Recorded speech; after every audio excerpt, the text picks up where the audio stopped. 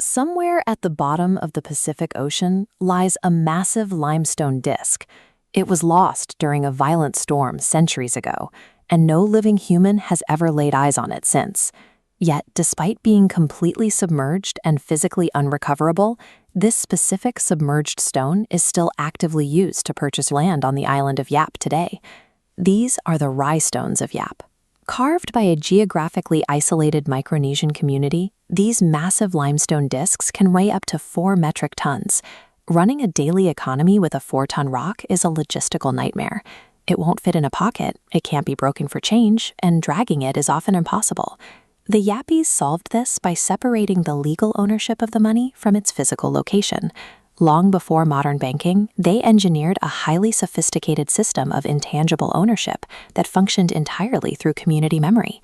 Yap lacks the specific crystalline limestone required for these stones. To create new currency, Yapese navigators had to launch a transoceanic supply chain, sailing 400 kilometers to the archipelago of Palau to quarry rock from deep cave systems. Carving the stone with primitive shell tools was brutal labor, but the journey home was deadly. Crews towed these multi-ton rocks behind outrigger canoes on bamboo rafts, navigating open water where sudden typhoons routinely claimed ships and lives. This mortal risk established the currency's baseline value. In this economy, purchasing power was a direct reflection of the human suffering and physical effort required to secure the stone and bring it safely to shore. Once a stone reached Yap, it rarely moved again. They were placed permanently outside communal meeting houses or along pathways. These spaces acted as open-air banks, where the entire money supply remained visible to the public at all times. To track ownership without written records, the islanders held elaborate exchange ceremonies called Mitmit. Here, village elders publicly recited and debated the ownership history of specific stones, verifying the status and wealth of the island's elite families through the collective mental ledger. This reliance on a strictly maintained public consensus made the economy stable. Physical theft was useless. If the community's memory didn't assign a stone to your family lineage, it held zero value in your hands. In 1871, an Irish-American captain named David Dean O'Keefe arrived on Yap. He wanted to harvest dried coconut meat for lucrative coconut oil, but the Yapese refused to work for Western silver or paper money. They only accepted rye. O'Keefe found a shortcut. He bought a modern schooner and returned to the Palauan quarries armed with imported iron tools and dynamite. He blasted out massive limestone disks, some 12 feet across, and shipped them safely to Yap, bypassing the deadly outrigger journeys that traditionally limited supply. He traded these easy stones for labor. The historical supply of Rai stones had been naturally constrained for centuries, preserving their rarity. But look what happens in 1871. O'Keefe's industrial intervention shattered that scarcity. Over 13,000 new stones flooded the market, far outpacing traditional inventory. This supply surge threatened to erase the generational wealth and social standing of the elite families, whose status rested on the historical difficulty of the hunt.